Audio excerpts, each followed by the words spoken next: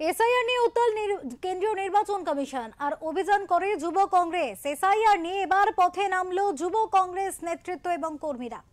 কেন্দ্রীয় নির্বাচন কমিশনের বিরুদ্ধে যুব কংগ্রেসের কর্মীরা রীতিমতো স্লোগান দিয়ে ক্ষোভে ফেটে পড়েন। সোমবার কেন্দ্রীয় নির্বাচন কমিশন অফিস ঘেরাও অভিযান করা হয়।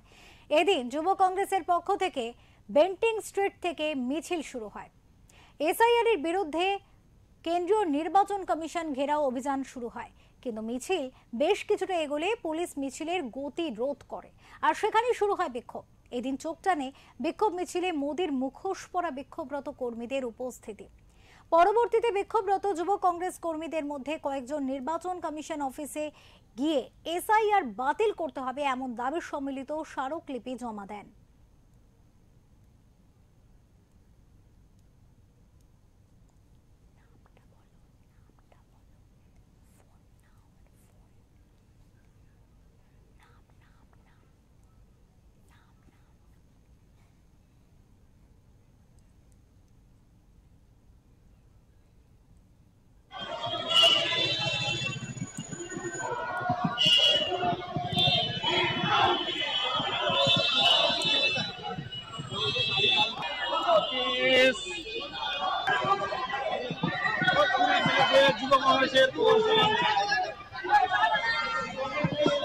এসআইআরের বিরুদ্ধে এবার পথে নামলো যুব কংগ্রেস। যুব কংগ্রেস এবার পথে নামলো, কেন্দ্রীয় নির্বাচন কমিশন অভিযান করেন তারা। এদিন যুব কংগ্রেসের তরফ থেকে প্রচুর মানুষ সেখানে উপস্থিত হন। এই মিছিলে প্রত্যেকে শামিল হয়েছিলেন এবং এই মিছিল কিন্তু কেন্দ্রীয় নির্বাচন কমিশন অভিযানের লক্ষ্যে পথে নামে। যদিও মিছিল শুরু হওয়ার বেশ কিছুক্ষণের মধ্যে পুলিশ তাদের পথ আটকায় আর তখনই শুরু হয় বিক্ষোভ।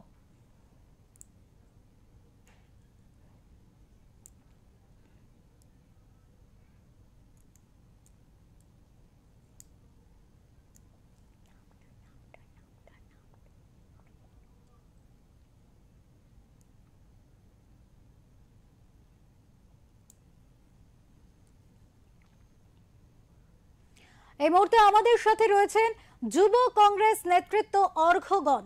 অর্ঘবাবু, প্রথমে ওঙ্কার বাংলায় স্বাগত জানাবো আপনাকে, তারপরে যে প্রশ্নে যাব।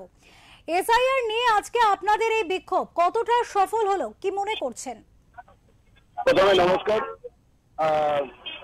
আজকের এই বিক্ষোভ চোখে আঙুল দিয়ে দেখিয়ে দিয়েছে সরকারকে, কেন্দ্রীয় সরকারকে এবং বিজেপিকে, যে বাংলার বুকে অন্তত এসআইআর চালু করা যাবে না। তার কারণ এসআইআর যদি করতে হয় সঠিক পদ্ধতিতে করতে হবে। যেভাবে বিহারের বুকে এসআইআর করে ভোট চুরি করার যে চক্রান্ত চলছে, ভোটার লিস্টের উপরে যেভাবে সার্জিক্যাল স্ট্রাইক চালানো হচ্ছে বিহারে, বাংলায় অন্তত সেটা হবে না। যুব কংগ্রেস এটা করতে দেবে না। আজকে কলকাতার রাজপথে এটা তো শুধু ট্রেলার ছিল, সিনেমা তো এখনো বাকি আছে। আর এর পাশাপাশি আপনারা জানেন, গতকাল একটা সংবাদ আমাদের সবার সামনে আছে।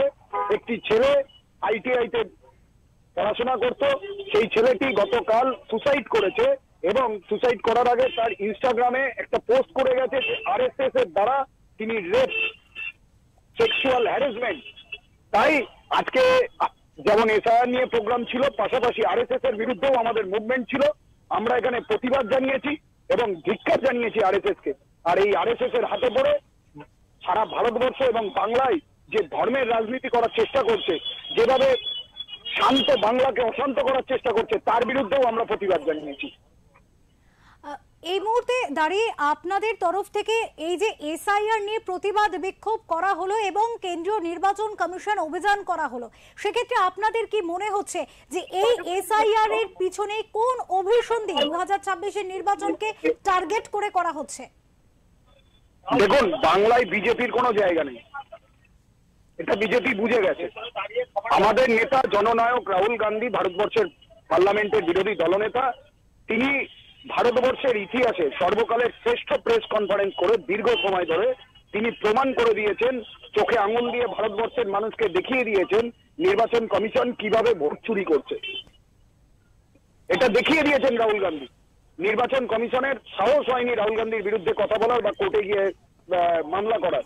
সুতরাং রাহুল গান্ধী যে দেখিয়েছেন যেভাবে চোখে আঙুল দিয়ে ভারতবর্ষের মানুষকে দেখিয়ে দিয়েছেন যে ভোট চুরি হচ্ছে, তো বাংলাতেও সেই প্রসেসে একই রকম ভাবে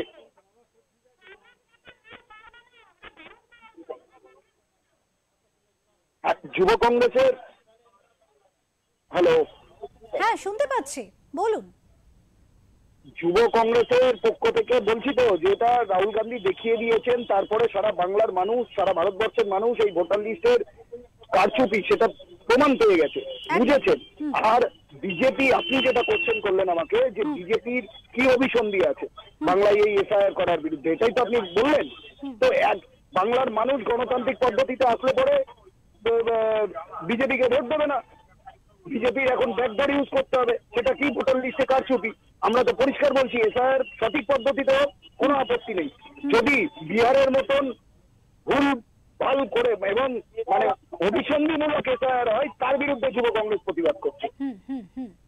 অনেক ধন্যবাদ অর্ঘ্যবাবু, অনেক ধন্যবাদ আপনাকে।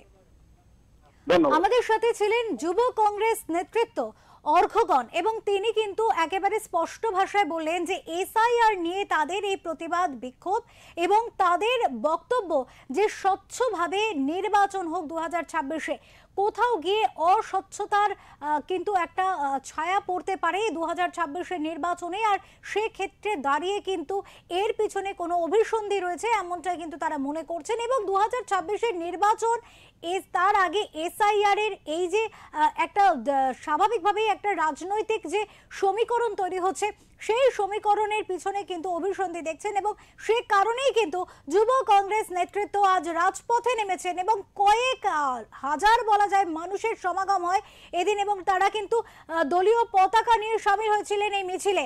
কেন্দ্রীয় নির্বাচন কমিশন অভিযান করেন তারা। মিছিল শুরুর বেশ কিছুক্ষণের মধ্যে পুলিশ বাধা দিলে কিন্তু তারা বিক্ষোভে ফেটে পড়েন। পরবর্তীতে তাদের মধ্যে থেকে বেশ কিছু নেতৃত্ব গিয়ে কিন্তু কেন্দ্রীয় নির্বাচন কমিশনে অফিসে ডেপুটেশন জমা দিয়ে আসেন, তাদের দাবি সম্বলিত স্মারকলিপি জমা দিয়ে আসেন।